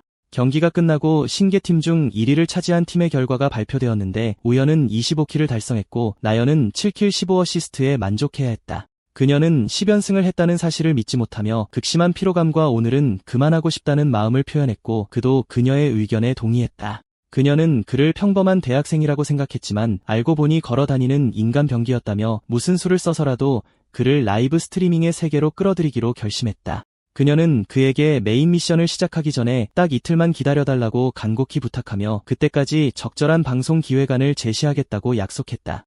그리고 그가 관심이 없으며 원래 메인 미션을 계획하지 않았다는 것을 분명히 하려 했음에도 불구하고 그녀는 나중에 자기 말을 들어달라고 고집하며 그의 말을 끊고 서둘러 자리를 떴다. 그는 홀로 남아 플레이어와의 전투 경험이 이 세계에 대해 찾고 있던 단서를 주지 못했다고 생각했다. 이후 소일은 자기 방에 누워 게임 커뮤니티 게시판을 둘러보았는데 그곳은 핵의 군주와 그의 프로 데뷔 필요성에 대한 이야기 그리고 방송을 칭찬하는 다른 댓글들로 불타오르고 있었다. 그녀는 10만 명을 넘어선 조회수를 보며 자신의 경력에서 다시 이런 숫자를 볼 수 있을지 의아해했다. 그녀는 그와 계속 방송을 할 수 있었으면 하고 바랐고 그를 더 꽉 붙잡지 못한 자신을 탓했다. 그녀는 방송에 신경 쓰지 않겠다는 그의 단호한 거절을 떠올렸고 그의 거절이 그렇게 날카롭지는 않았다고 스스로를 설득하려 했지만 결국 그가 처음부터 매우 확고했다는 것을 인정했다. 그녀는 방송의 수익을 확인하기로 했고 모인 거액을 보고 심하게 충격을 받았다. 다음 날 나연은 동료를 카페로 불렀고 그는 갑작스러운 호출의 이유를 궁금해했다. 그녀는 그에게 스트리머 프로젝트 배구연과 종나연이라는 제목의 프로젝트가 표시된 노트북 화면을 보여주었다. 그녀는 그를 설득하기 위해 밤새 준비한 발표 자료라고 열정적으로 설명했지만 그는 형편없는 디자인에 대해 비꼬듯 말하며 이게 하룻밤 꼬박 걸린 작업의 수준인지 의아해했다. 그녀는 시청자와 소통하지 않고 게임만 한다면 반대하지 않겠다는 그의 이전 조건을 상기시켰다. 그리고 그녀는 그에게 채팅에 신경 쓰지 않고 그냥 플레이만 하면 괜찮겠냐고 되물었고 그는 그게 좋다고 말한 적이 없으며 단지 가설을 논의했을 뿐이라고 설명하며 명시적인 동의를 부인했다. 그녀는 관찰 예능 형식을 사용하는 대안을 제안했다. 그녀는 이 형식이 스튜디오의 스태프가 앉아 다른 사람들의 녹화된 영상을 보고 코멘트하는 버라이어티 리얼리티 쇼와 비슷하다고 설명했고 그가 게임 플레이를 맡고 자신은 소통과 해설을 전적으로 맡는 것을 제안하며 발표를 마쳤다. 그녀는 방송 프로젝트에 대해 계속해서 그를 설득하려 했고 둘만으로는 부족하다고 느끼면 전문 해설가를 고용하자고 제안했으며 심지어 수익을 그가 60, 자신이 40으로 나누자는 솔깃한 제안까지 하며 이 제안이 충분히 좋은지 물었지만 그는 그 문제에 관심이 없음을 보이며 단호한 거절을 고수했다. 그녀는 동료가 스트리밍 수익의 가치를 이해하지 못한다는 것을 깨닫고 그날 스트리머 소일이 보낸 정산 내역을 확인했는지 물었고 그는 아침에 이메일을 받았지만 서둘러 나오느라 확인하지 못했다는 것을 기억해냈다. 그는 휴대폰을 열어 강소일에게서 받은 메시지를 확인했는데 거기에는 첫 정산금 600만 원과 함께 흥미로운 후원 메시지에 대한 메모가 첨부되어 있었다. 나연은 그 액수의 크기에 경악하며 600만 원을 받았음에도 어떻게 방송을 거절할 수 있냐고 비난했지만 그의 집중은 온통 첨부된 메시지에 쏠려 있었다. 그는 익명의 시청자 60이라고 자칭하는 사람으로부터 온 연속된 후원 메시지를 읽었다. 그 사람은 그를 환영하며 현실로 돌아온 소감을 물었고 그를 위해 새로운 특별 임무가 준비되었으며 이제부터 그의 방송을 지켜보겠다고 말했다. 우연은 이 사람이 자신이 저편에서 돌아온 것을 알고 있으며 닉네임에 60이라는 숫자를 사용한 것은 실험체 62호인 자신을 명백히 지칭하는 것임을 즉시 깨달았다. 그의 비밀과 귀환을 아는 사람의 정체에 대한 불안과 의문이 그를 지배했다. 그는 나연에게 진지하게 후원자의 정보를 알아낼 수 있는지 물었지만 그녀는 개인정보보호법 때문에 불가능하다고 설명했다. 그녀는 그가 후원자에게 직접 메시지를 보낼 수도 없으며 그와 소통할 수 있는 유일한 방법은 라이브 스트리밍 중이라고 덧붙였고 그 순간 그는 마음을 정하고 그렇게 하기로 동의했다. 그는 방송을 하겠다는 결심을 밝혔고 그녀는 나중에 번복하지 말라며 확인을 요청하며 열광했다.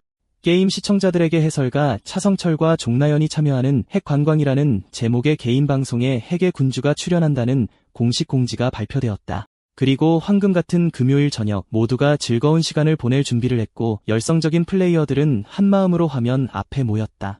게임 커뮤니티는 해설가와 그녀의 정체에 대한 기대와 질문으로 불타올랐고 방송 시작 전 마지막 5분 카운트다운이 시작되었다. 그리고 인버스 플래닛 세계 안의 방송 스튜디오에서는 시작 전 긴장감이 감돌았다. 나연이 극도의 긴장감을 표현하자 차성철 해설가는 준비가 철저했음을 확인시켜주며 그녀를 진정시키려 했다. 게임 전문 해설가인 차성철은 처음 참여 제안을 받았을 때 매우 긴장했다고 인정하며 그녀가 우연을 방송에 섭외한 능력에 놀라움을 표했다. 그러자 그녀는 그들이 그의 빠른 동의 뒤에 숨겨진 진짜 이유를 모른 채 그가 묻자마자 바로 동의했던 것을 떠올리며 초조하게 웃었다. 라이브 스트리밍이 시작되며 쇼의 시작을 알렸고 나연이 시청자들을 환영하며 에피소드를 열었고 이어서 차성철이 자신을 소개했다. 채팅창은 우연의 행방에 대한 질문과 그의 등장을 요구하는 목소리로 들끓었고 그녀는 실망하기엔 아직 이르다며 그들을 안심시켰다. 우연히 게임 안에 나타나자 그것이 단지 어그로성 제목이 아니었음을 확인한 팔로워들의 환호가 터져나왔고 나연은 핵관광 콘텐츠가 관찰 예능 시스템으로 진행될 것이며 사생활 보호 모드가 활성화된 그의 게임 플레이를 보면서 코멘트하고 감상을 나눌 것이라고 설명했다. 그리고 그녀는 그의 플레이 스타일에 대한 시청자들의 호기심을 자극한 후 시작할 준비가 되었는지 물었다. 그녀가 그에게 시작 신호를 보내자 그는 즉시 이 세계 관리국으로부터 무선 장치를 통해 생존자들을 구하고 숲을 떠나라는 메시지를 받았다. 메인 미션 세부 정보가 나타나 탈출한 실험체를 찾는 경비병들을 피해 숲 밖의 관리국에 합류하라고 요청했고 그는 지난번과 똑같다고 말했다. 그는 이 세계에서는 도망치기 바빴지만 이번에는 그것을 바꾸기로 결심하고 적들을 자신에게 끌어들이기 위해 큰 소리로 비명을 질렀다. 적들은 그의 비명 소리를 감지했고 그들의 리더는 그를 보자마자 즉시 비명을 지르며 세 방향에서 공격하라고 명령했다. 그는 공격자들과 교전하며 무기를 능숙하게 사용하여 그들의 연속적인 공격을 피했고 무기를 휘둘러 광범위한 파괴를 일으키며 날카로운 어조로 그들 모두 죽을 것이라고 위협했다. 경비병들이 그를 향해 총알 세례를 퍼부었지만 그는 무기를 이용한 빠르고 정확한 움직임으로 그것을 막고 피했다. 피격당한 적 중 한 명에게서 고통의 비명이 터져나왔다. 한 경비병은 직접 자기들에게 온 그를 바보라고 칭했고 다른 경비병은 그를 죽이라고 소리쳤다. 그는 사슬이 연결된 무기를 사용해 적들을 잡아당겼다. 그는 공중으로 뛰어올라 무기를 이용해 상대들을 함정에 빠뜨렸고 그들은 신음 속에서 서로 충돌했다. 그는 잔혹한 공격을 계속하며 적들을 땅에 세게 내동댕이 친 후 이에서 덮쳐 완전히 끝장냈고 겁에 질린 생존자 중 한 명은 그를 빌어먹을 벌레라고 묘사하며 그의 위치를 알렸다. 방송 스튜디오에서 나연은 자신이 본 것에 충격을 받은 듯했고 차 해설가는 이 스타일이 자신이 아는 인버스 플래닛 게임과 완전히 다르다며 자신의 경력 전체에서 이런 게임 플레이 스타일을 처음 본다고 지적했다. 그는 전략적 고려 없이 이런 식으로 적들을 모으는 것이 이상하다고 덧붙였고 팔로워들은 채팅창에서 핵신 그 자체의 존재가 전략으로 간주되며 적을 찾는 것이 귀찮으니 자신에게 오게 만드는 것이 논리적인 해결책이라고 비꼬았다. 한 시청자로부터 절대 존재 스킬이 쿨타임이 없어서 지나치게 강력한 것인지 궁금해하는 후원이 들어왔다. 나연은 그 질문을 전문 해설가에게 던졌고 그는 단호하게 부인했다. 차성철은 대부분의 스킬에는 쿨타임이 있으며 따라서 쿨타임이 없는 기본 요소에 의존하는 우연의 빌드가 매우 강해 보일 수 있다고 설명했다. 해설가는 절대 존재는 신체 능력만 증폭시킬 뿐 전투 지능이나 무기 효율을 향상시키지 않는다고 계속 설명하며 그가 어떤 시스템 보정 없이 플레이한다는 점을 모두에게 상기시켰다. 그리고 그는 이 인상적인 성능이 그 능력을 사용하는 사람이 그이기 때문이며 만약 현실에서 이러한 신체 능력치를 가지고 있다면 똑같은 방식으로 싸울 것이라고 분석을 마쳤다. 장면은 게임으로 돌아갔고 경비병들은 목표물을 포위해야 한다고 소리쳤다. 갑자기 이 세계 관리국 팀장인 김철이 나타나 모두에게 무기를 버리고 평화롭게 항복하라고 요청했다. 관리국은 차원의 문을 넘어온 침입개체를 진압하는 정부부서로 소개되었고 텍스트는 그들이 주로 차원이 겹치는 이면 세계 내부의 위험한 개체를 구금하고 진압하는 일을 한다고 설명했다. 우연은 김철을 즉시 알아보고 그가 이곳에서 팀장으로 있는 것에 놀라며 그의 옷을 주목했다. 김철은 그가 연구소에서 탈출한 피해자임을 깨닫고 무례함에 대해 사과하며 부하들에게 물러서라고 명령했고 우연은 침착하게 받아들였다. 팀장은 그의 손에 있는 무선 장치를 발견했고 그는 연구소 안의 요원에게서 받았다고 말했다. 김철은 그 요원이 죽었다고 결론지었고 우연은 속으로 그 팀장이 이 세계에서와 똑같은 따뜻한 마음을 여전히 가지고 있다고 생각했다. 김철은 연구소 관계자들의 사칭 사례를 피하기 위해 신원이 확인될 때까지 관리국에 머물러 달라고 요청했다. 그래서 그는 동의했고 팀장은 그를 안내하겠다고 약속하며 고마워했다. 게임은 관리국에 합류하여 메인 미션을 완료했음을 알렸고 그는 새로운 레벨과 힘 포인트를 얻었으며 관리국 본부 건물이 나타났다. 그는 본부 안의 상담실 같은 방에 앉아 자신이 이곳에 오게 된 것을 믿지 못했다. 그는 이 세계에서 연구소를 탈출한 후의 기억을 떠올렸다. 그곳에서 그는 복수 자금을 마련하기 위해 암살과 납치를 포함한 기업들의 의뢰를 받아들였다. 하지만 그는 자신의 일 대부분이 이면 세계 내부에서의 진압 작전으로 이루어졌다고 지적했다.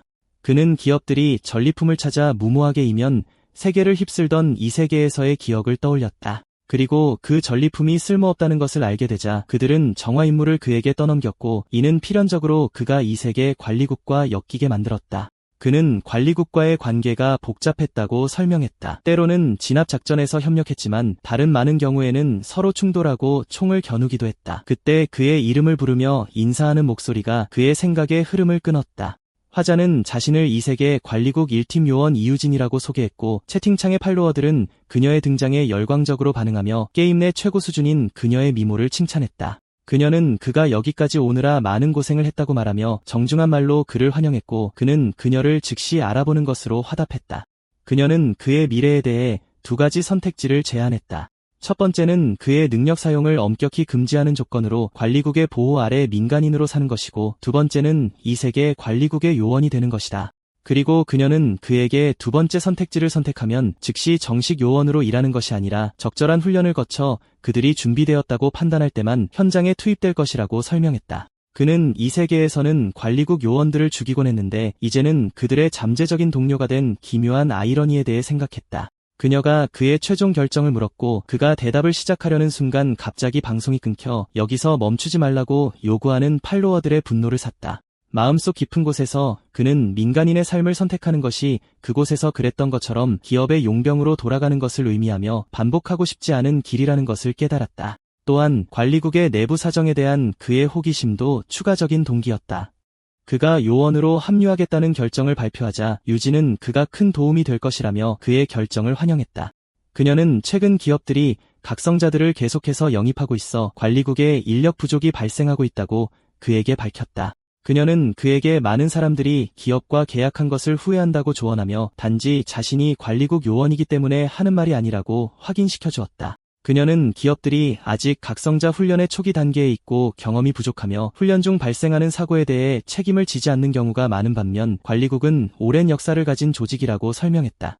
그녀는 관리국의 경험과 기업 구조의 차이점을 설명한다. 그녀는 기업의 급여가 더 나을 수는 있지만 그들과 일하는 것이 더 위험하다고 덧붙였다. 우연은 이 세계에서 많은 각성자들이 기업 계약을 수행하다 목숨을 잃었다는 것을 알고 있으며 일부 회사들이 원래 그에게 빚을 갚지 않아 그가 극단적인 방법을 사용해 돈을 받아내야 했던 것을 씁쓸하게 기억했다. 그는 그 사건들이 자신의 정체를 중각성자로서 관리국에 드러나게 했고 한동안 감시를 받게 만들었다고 언급하며 그때 김 과장님을 만났는지 궁금해했다. 유진은 그의 파일을 시스템에 각성자로 등록하는 절차를 시작하고 그에게 업무용 휴대폰을 건넸다. 그는 다음 단계를 물었고 그녀는 승진과 팀 배정 전의 수습 훈련 기간과 평가를 다시 한번 강조했다. 그녀는 가능하다면 그가 자신의 팀인 1팀에 합류하기를 바란다는 희망을 표현했고 그 또한 진심으로 그것을 바랐다. 이 세계에서 그녀가 연구소 습격을 이끈 덕분에 그와 동료들은 나중에 그들 사이에 충돌이 있었음에도 불구하고 살아남을 수 있었기에 그는 여전히 그녀에게 빚을 졌다고 느꼈고 그래서 이 일을 그녀와 희생자들에게 바치기로 결심했다. 그들이 함께 일하기를 기대한다는 다정한 대화를 나누는 동안 방송의 팔로워들은 이상한 점을 발견하고 NPC가 어떻게 이렇게 자연스럽게 말할 수 있는지 궁금해했다. 해설가들은 NPC가 보통 이렇게 정확하고 정교한 방식으로 소통하지 않는다고 지적했다.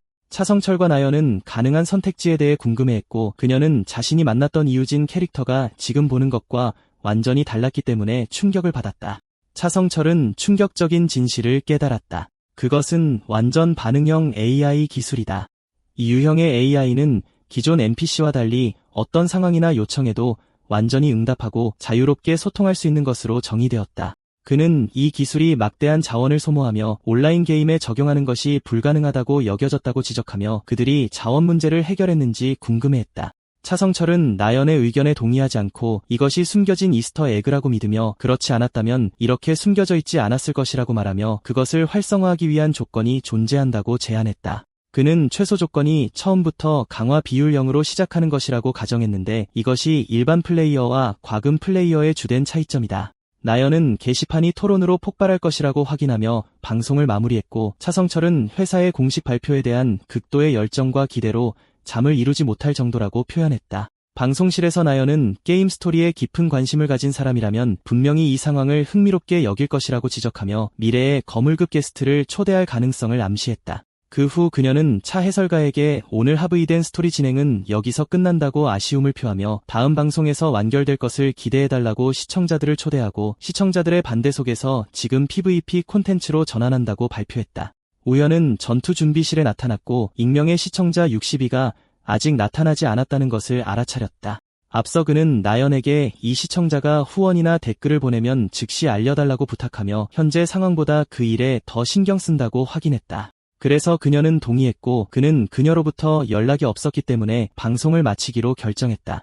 그가 준비되었다는 메시지를 보내자 그녀는 PVP 부분을 진행한다고 발표했다. 차성철은 해커 플레이어가 공식 경기를 치르는 것은 이번이 처음이며 일반 리그에서 시작할 것이라고 언급했다. 8개의 등급으로 구성된 인버스 플래닛의 랭킹 시스템이 검토되었는데 브론즈 등급에 도달하려면 일반 리그에서 10경기를 이겨야 한다. 차성철은 프로 선수들은 평균적으로 30분이 걸리지만 일반 선수들은 2시간이 걸린다고 설명했고 이는 팔로워들이 자신의 플레이 수준에 대해 좌절감을 느끼게 만들었다. 갑자기 새로운 미션 메시지가 나타나 우현에게 30분 안에 브론즈 등급에 도달하면 50만 원의 상금을 주겠다고 요청했고 나연은 놀라움을 금치 못했다. 나연은 동료에게 미션이 굉장하다고 묘사하며 30분 안에 10경기를 이길 수 있는지 궁금해했고 팔로워들은 도전을 수락하는 것이 자신감인지 오만인지 궁금해하며 서두르라고 요구했다. 스튜디오의 흥분은 고조되었고 그녀는 모두에게 끝까지 지켜봐 달라고 초대했으며 내레이터는 그들이 아직 무엇이 기다리고 있는지 몰랐다고 지적했다. 매칭 시스템이 6구역 주거지구에서 일반 솔로 매치를 찾는 데 성공했으며 1라운드는 10초 안에 시작됩니다. 차성철은 그가 전에 보지 못한 무기를 사용하는 것을 보고 놀라움을 표했으며 이것이 근거리 빌드인지 궁금해하며 상황을 분석했고 거리를 유지하면 완전히 통제할 수 있을 가능성을 언급했다. 1라운드가 시작되었고 차성철은 상대가 우연을 과소평가했는지 궁금해하는 동안 상대는 얼음 폭발 스킬을 발동하기 시작했다. 상대의 얼굴에 충격과 공포의 기색이 나타났고 1라운드는 우연히 1대 0으로 승리하며 빠르게 끝났다. 다음 라운드가 즉시 시작되었지만 상대는 그를 보자마자 또 다른 부계정이라고 묘사하며 항복했고 그래서 그는 경기에서 이겼다. 두 번째 경기에서 우현은 그의 이상한 무기를 사용했고 상대는 그가 자신의 그림자 창을 막은 것을 발견하고 충격에 빠져 비명을 질렀다. 상대의 얼굴은 고통에 찬 비명을 지르며 나타났고 두 번째 경기는 그가 플레이어 멜론빵을 2대 0의 점수로 이기며 끝났다. 세 번째 경기는 태권도복을 입은 플레이어를 상대로 시작되었고 상대 건초먹는 기니피그의 죽음과 그의 2대0 승리로 빠르게 끝났다. 연승 행진은 계속되었고 기록은 약간의 시간 차이와 압도적인 결과로 4, 5, 6, 7차전에서의 그의 승리를 보여주었다. 차성철은 우연히 단 20분 만에 10연승을 달성하고 브론즈 등급으로 승급하는 등 매우 짧은 시간이 걸렸기 때문에 충격을 받았다. 나연은 극도의 매혹을 표현했고 팔로워들은 엄청난 수준 차이를 느끼며 그 퍼포먼스를 미쳤다고 묘사하고 프로 기록을 깨뜨렸다고 말했다. 차성철은 기록적인 시간이 믿기지 않지만 가장 중요하고 인상적인 것은 경기 기록 그 자체라고 지적했다. 차성철은 경기가 불리하거나 위험하면 보통 실력이 오락가락한다고 설명하며 특히 화염 빌드를 상대하는 어려움을 언급했다. 하지만 우연은 어떤 빌드를 상대하든 경기 내내 아무런 기복 없이 완벽한 실력을 보여주었다. 솔방울로부터 50만 원의 새로운 후원이 들어왔고 나연은 그에게 감사 인사를 전했으며 차성철은 다가올 랭크전에서의 그의 활약을 보고 싶어 호기심과 불안감을 보였다. 나연은 저격과 스트리밍의 어려움에 대해 궁금해했다. 차성철은 라이브 스트리밍의 특성상 특정 플레이어의 타이밍에 맞춰 같은 경기에 들어가려는 시도가 매우 어려울 수 있다고 설명했다. 성공 확률은 높지 않았지만 그는 그것이 단지 불필요한 걱정이기를 바랐다. 시청자들은 이 대화를 앞으로 닥칠 일에 대한 불길한 징조라고 묘사한다. 시스템이 11구역 묘지에서 솔로 랭크 매치를 찾는 데 성공했고 입장하자마자 누군가 목표물을 찾았다고 외쳤다.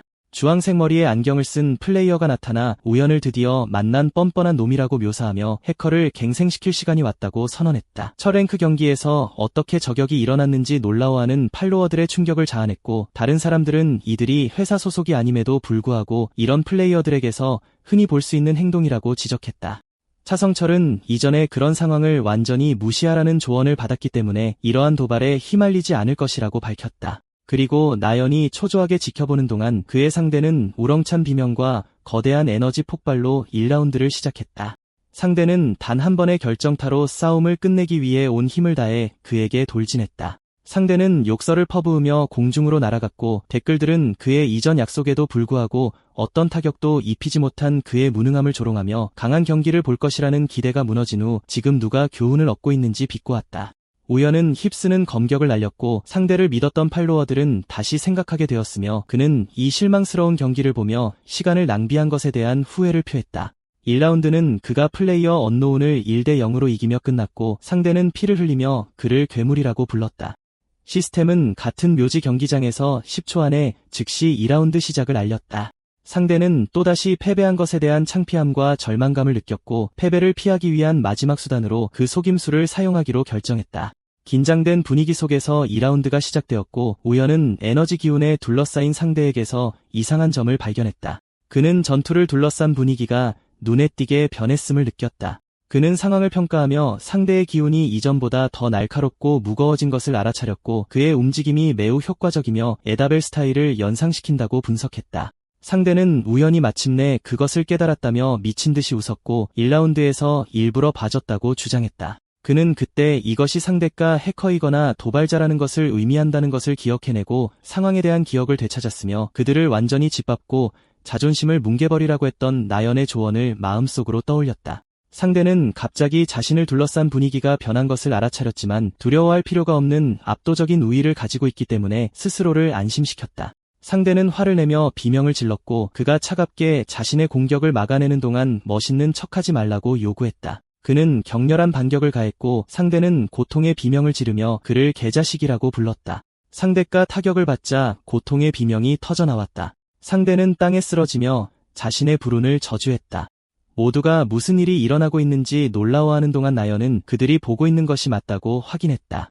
차 해설가는 그가 많은 기회가 있었음에도 불구하고 일부러 결정타를 날리는 것을 피하고 있다는 것을 알아차렸고 그녀는 피지컬의 신이 자신의 조언을 글자 그대로 실행하고 있다고 확인했다.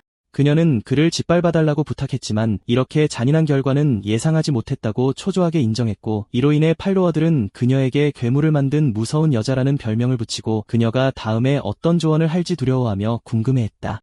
패배한 상대는 땅에 앉아 눈앞에 이 사람의 정체에 대해 공포에 떨며 궁금해했고 그는 차갑게 그의 위에 서서 검을 겨누고 있었다. 그는 겁에 질린 상대에게 말을 건네며 검을 들어 올리고 아까 했던 말을 그대로 돌려주겠다고 선언한 뒤 검을 휘둘러 끝을 낸다. 게임은 배구현이 언노운 플레이어를 상대로 2대 0의 점수로 압승을 거두며 2라운드가 끝났음을 알리고 그를 경기의 최종 승자로 선정한다. 그 후 그는 멈출 수 없는 기세로 연승 행진을 이어가며 일반 경기와 결투에서 연달아 승리했고 기록적인 시간 안에 30연승의 벽을 돌파했다.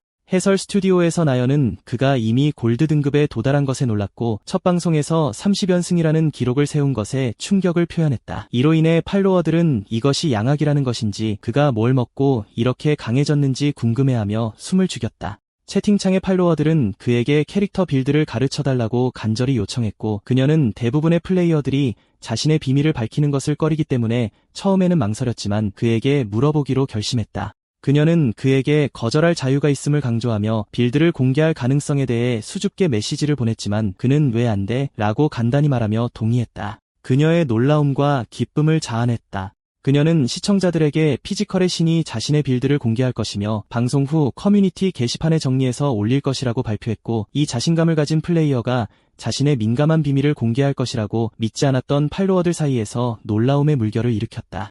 시간이 다 되자 그녀와 차성철은 감사 인사를 하며 시청자들에게 작별을 고하고 긴 방송의 끝을 알렸다. 카메라가 꺼진 후 차성철은 일어난 일을 광기라고 묘사하며 완전 적응형 AI, 연승, 빌드 공개를 언급하고 커뮤니티 게시판이 그것들에 대한 이야기로 불타오를 것이라고 예측했다. 그녀는 차 해설가에게 현재 최다 연승 기록에 대해 물었고 그는 그 기록이 버틀러 선수가 부계정을 키우면서 달성한 76승이라고 설명했다. 그녀는 우연히 이 기록을 깰 수 있기를 바랐고 그가 그럴 능력이 있다는 자신감을 확인했다.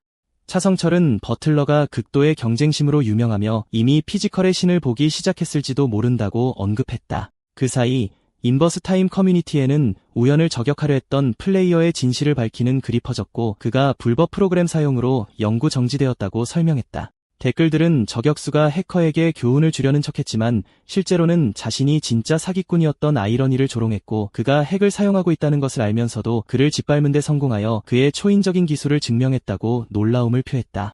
유저들은 그가 사기꾼들을 이길 수 있게 해주는 피지컬 핵, 즉 타고난 기술을 가지고 있으며 버틀러조차도 그렇게 할 수 없었을 것이라고 댓글을 달았다.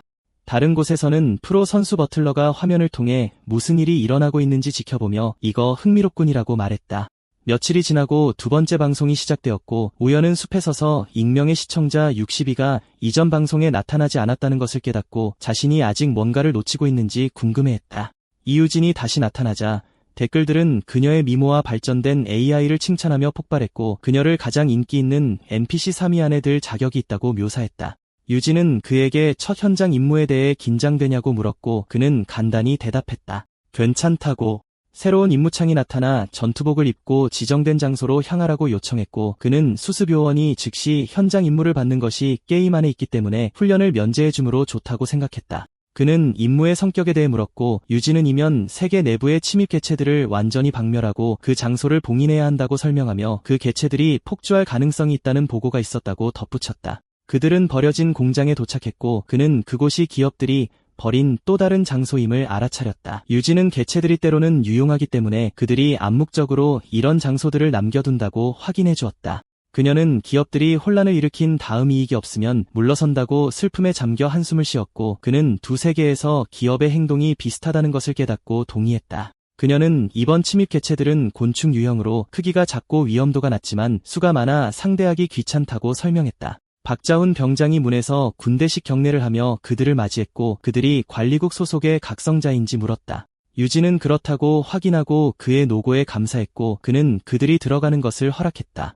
안으로 들어가자마자 우연은 버려진 공장 한가운데에 있는 거대한 네온 게이트를 보고 이런 곳에 게이트가 나타나는 것은 처음 본다고 말했다. 그는 게이트를 뚫어지게 쳐다보며 그것이 낯익어 보인다는 것을 알아차렸다. 그는 지옥세계에서도 이 장소를 본 기억이 났지만 그곳의 게이트는 지금 보이는 것처럼 작지 않고 중간 크기였다고 확신했다. 그리고 막 들어가려던 참에 그는 뭔가 잘못된 것이 있는지 궁금해했다. 그때 다른 캐릭터가 나타나 어머나라며 조롱했다.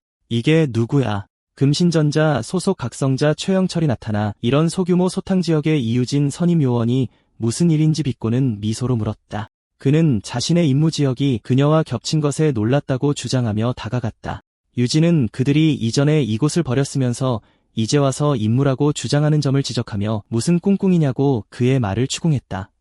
하지만 그는 그런 비난이 서운하다며 부인했다. 그는 우연을 돌아보며 최근 관리국에 들어온 신입 직원이냐고 묻고는 관리국에서 무의미하게 고생하지 말고 기업으로 오라고 말을 건넸다. 유진은 더 이상 선 넘지 말라며 날카롭게 끼어들어 경고했다. 최영철은 항복하듯 손을 들며 이 역행 세계는 알아서 처리하라고 양보하겠다고 말했다. 그는 임무의 행운을 빈다며 자리를 떠났다. 우연은 저 사람의 정체에 대해 물었다. 그러자 유진은 저혈당을 느끼며 그가 자신이 처음 맡았던 수습 요원이었다고 말했다. 그녀는 그가 기업에 스카우트되어 떠난 후 관리국에 대한 악의적인 소문을 퍼뜨리기 시작했다고 설명했다. 그러고 나서 그녀는 그에게 사탕 몇 개를 건넸다. 해설자들은 이 장면에 놀라워하며 보통은 생략되었던 이유진과 최영철의 관계가 이렇게 명확하게 밝혀진 것은 처음이라고 말했다. 차성철은 완전 적응형 AI가 더 폭넓은 스토리를 제공한다며 플래닛 어스사에 숨겨진 스토리가 존재할 확률이 있다고 말했다. 유진이 우울한 얘기는 그만하고 안으로 들어가자고 제안하자 우연도 동의했다. 그들이 게이트를 넘어 사라지자 최영철이 나타나 그들이 들어가는 것을 지켜보며 들어갔군 이라 말하고는 이제 작전을 시작해볼까 하며 사악한 미소를 지었다. 20분이 흐른 뒤 장면은 역행세계 내부로 바뀐다.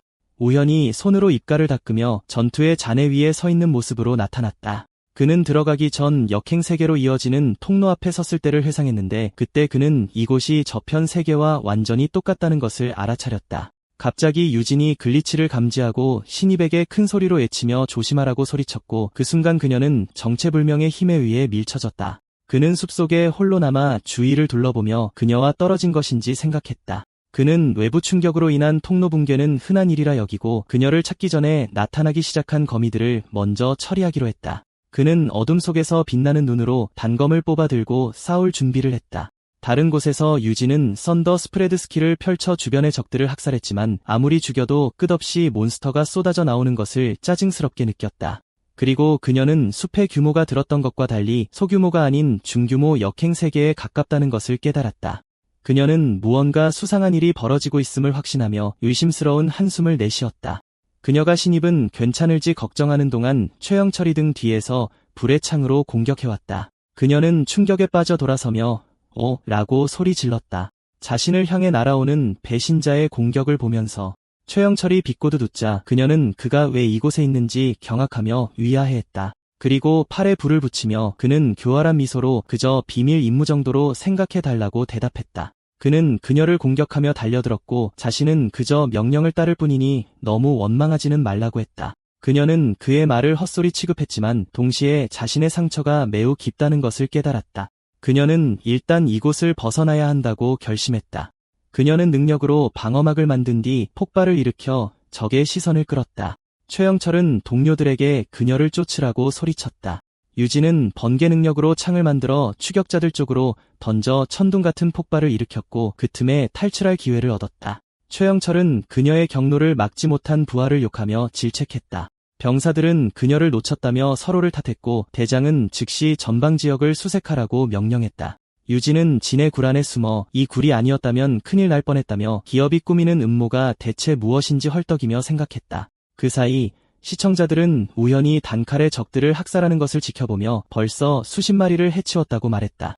그는 갑자기 그곳에서 이유진의 기척을 느끼고 그녀에게 무슨 일이 생겼음을 직감했다. 그는 그녀의 목소리를 똑똑히 들었고 싸움의 흔적을 발견했다. 그는 번개 같은 속도로 숲을 가르며 달려나갔다. 그는 거대한 지네가 무력해진 유진을 휘감고 있는 것을 발견했고 채팅창의 시청자들은 왜 그녀가 고작 벌레에게 졌는지 그가 어떻게 그렇게 정확히 위치를 알았는지 의아해했다. 그는 무기를 들고 달려들어 괴물을 베어버렸다. 그는 고통스럽게 신음하는 유진을 부축했다. 그는 그녀를 안고 땅에 내려서며 상태를 물었고 그녀는 힘겹게 그를 알아봤다. 그는 상황을 분석하고 그녀 정도의 실력자가 이런 벌레들에게 당할 리 없으며 상처가 특수 능력의 결과라고 결론지었다. 그는 이런 상황에서 이런 짓을 할 수 있는 각성자는 단 한 명뿐이라고 확신했다. 그는 범인이 최영철이냐고 직접 물었고 그녀는 그렇다고 대답했다. 그는 최영철이 그들이 넘어오자마자 바로 뒤따라 들어왔다는 것을 깨달았다. 스튜디오에서는 나연과 차 해설위원이 최영철은 보통 기업 관련 스토리에서 훨씬 나중에 매복하는데 지금 이런 일이 일어나는 것은 이상하고 의심스럽다며 극도로 놀라워했다. 그들은 이 변화가 완전 적응형 AI의 효과로 숨겨진 흥미로운 스토리를 만들어내는 것인지 궁금해했다. 화면은 유진에게 돌아가고 그녀는 최영철을 겨우 따돌렸지만 그가 다시 매복하러 돌아올까 두렵다며 능력을 사용하면 위치가 드러날 것이라고 말했다. 그는 그녀에게 상처를 치료하고 일을 처리할 때까지 잠시 숨어 있으라고 말하며 먼저 탈출하라고 제안했다. 그녀는 최영철이 베테랑 각성자라 너 같은 신입은 상대할 수 없다며 그를 혼자 상대하라는 제안을 강하게 거절했지만 그는 괜찮을 거라며 침착하게 그녀를 안심시켰다. 그는 상황을 해결할 계획이 있다고 자신있게 말했지만 그녀는 여전히 위협에 맞설 그의 능력을 걱정하고 의심했다. 잠시 후 적 병사들이 숲에 나타나 유진을 찾았고 최영철은 그녀가 어디에 숨었는지 짜증스럽게 생각했다. 그는 부상 때문에 멀리 못 갔을 거라 판단하고 부하들에게 계곡을 따라 수색하라고 명령한 뒤 직접 목표물을 찾아 내려가기로 했다. 그는 어둠 속에서 빠르게 움직이는 무언가를 얼핏 보았고 그것에 시선을 빼앗겼다. 그는 갑자기 눈앞에 나타난 사람에게 놀라 재빨리 공격했고 그 사람은 더듬거리며 기다려달라고 소리쳤다. 그는 눈앞의 인물이 유진과 함께 있던 신입임을 깨닫고 쉬운 먹잇감이 나타나줘서 다행이라며 사악하게 미소 지었다. 우연은 혼란스럽고 겁에 질린 척 연기하며 갑자기 통로가 무너져 이유진과 헤어졌다고 말하고는 무슨 일이 있었는지 아냐고 순진한 척 대장에게 물었다.